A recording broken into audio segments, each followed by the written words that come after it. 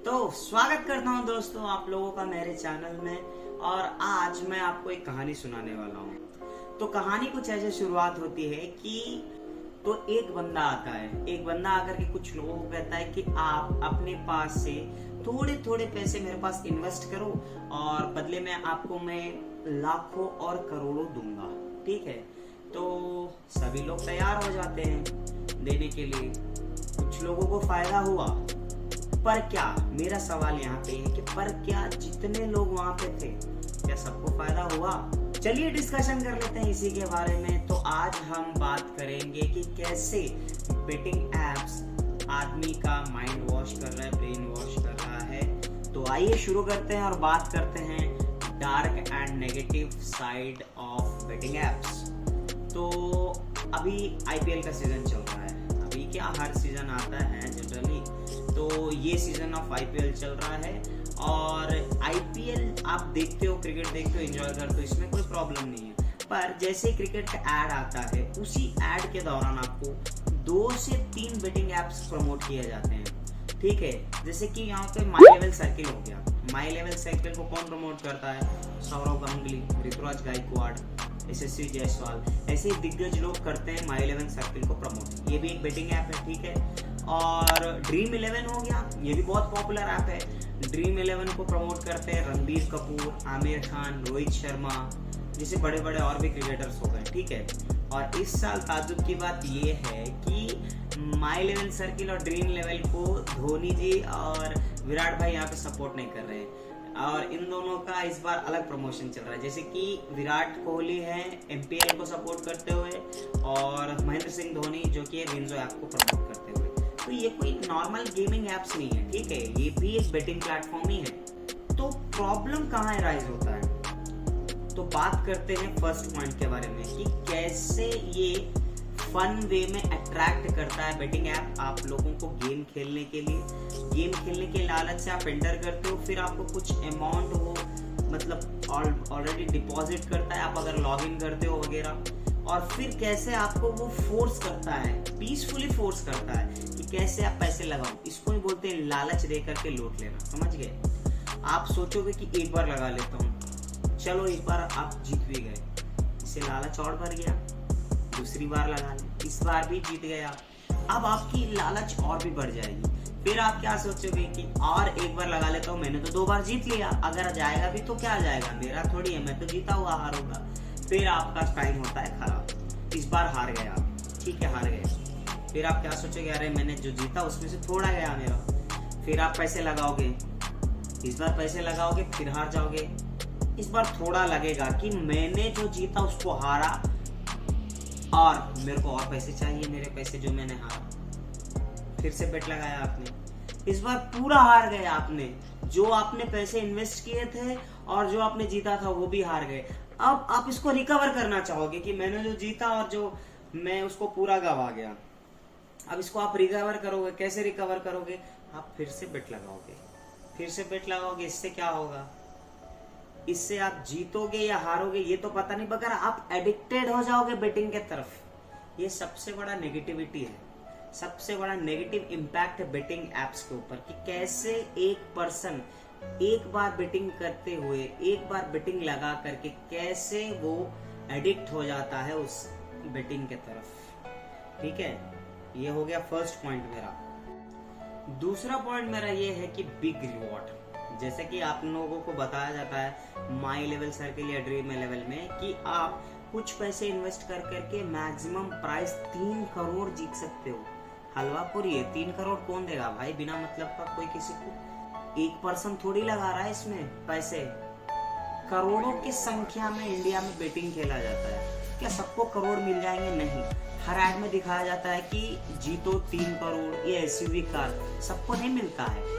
लेकिन ये एक ऐसा स्कीम है कि जो भी लोग देख रहे हैं उनको अट्रैक्ट करता है। कहीं ना कहीं उनके मन में ये आता है, एक बार मैं भी ट्राई कर लूं, क्या पता लकी विनर हो जाऊं, क्या पता मेरे को भी थार कार मिल जाए, या तो मेरे को भी 3 करोड़ मिल जाए। क्या हो पाएगा?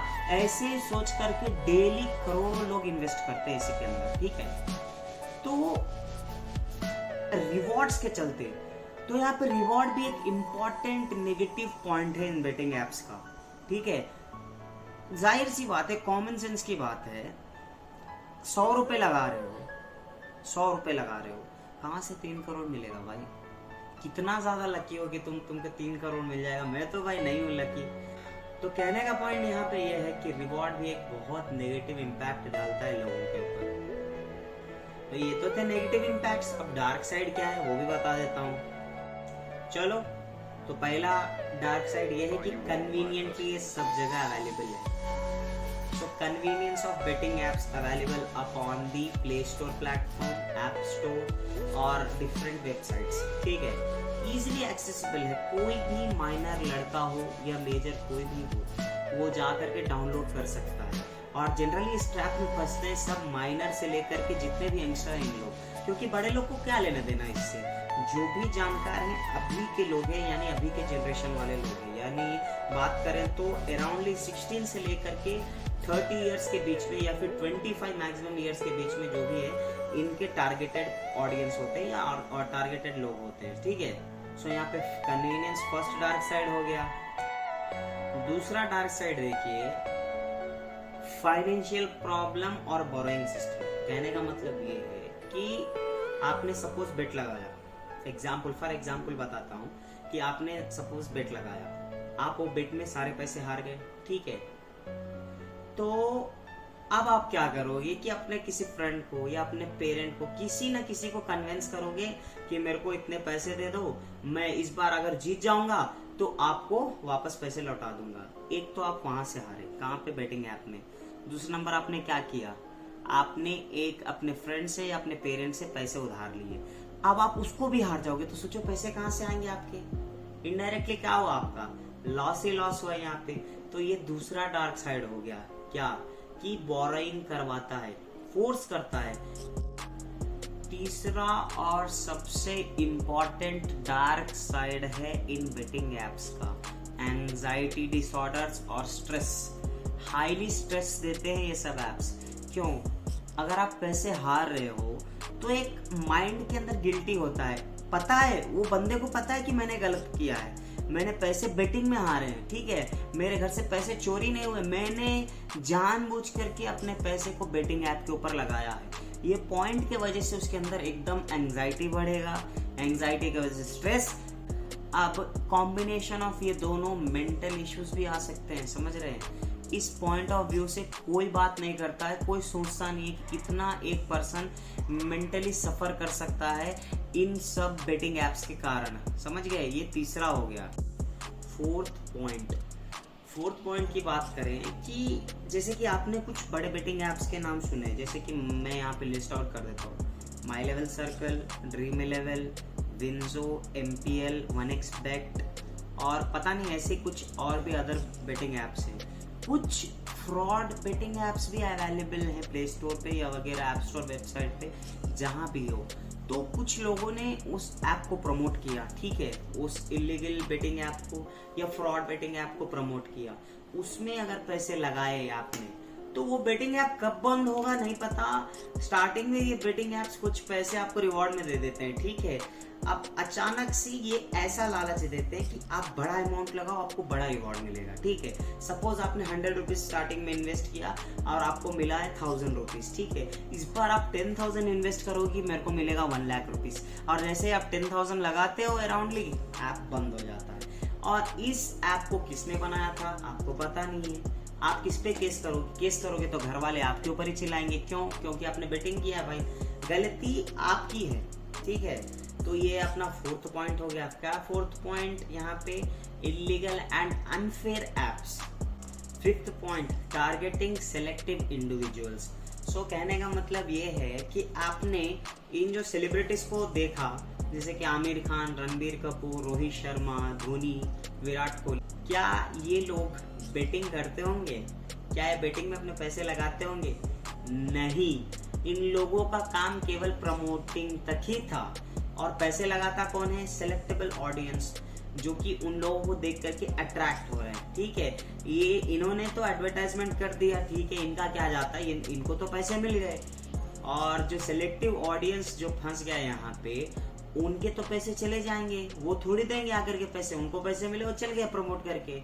अब कंक्लूजन की बात करें कि फाइनली हाँ भाई अब मेरे को क्या करना चाहिए, तो मेरा ओपिनियन मैं दे रहा हूँ, अब आपका ओपिनियन डिफरेंट हो सकता है, इसमें कोई प्रॉब्लम की बात नहीं है। तो मेरा ओपिनियन ये है कि ये जो बेटिंग ऐप आपको ट्रैप कर रहा है हार्मलेसली, कैसे, एंटरटेनमेंट के थ्रू गेमिंग करने जाओगे, एक ऐड आएगा कितने पैसे लगाओ और आप फंस चुके हो, यहाँ पे आप पैसे लगाओगे फंस जाओगे। तो मेरे कहने का मतलब साफ है भाई, आप जब भी ये सब एड्स देखते हो आपको समझ जाना चाहिए, क्योंकि भाई मेच्योर है माइंड आपका, आपको शुद्ध समझ जाना चाहिए कि ये इतना अमाउंट देने की बात कर रहा है, क्या ये पॉसिबल है, या क्या मैं अकेला हूं जो इसमें इन्वेस्ट करूंगा,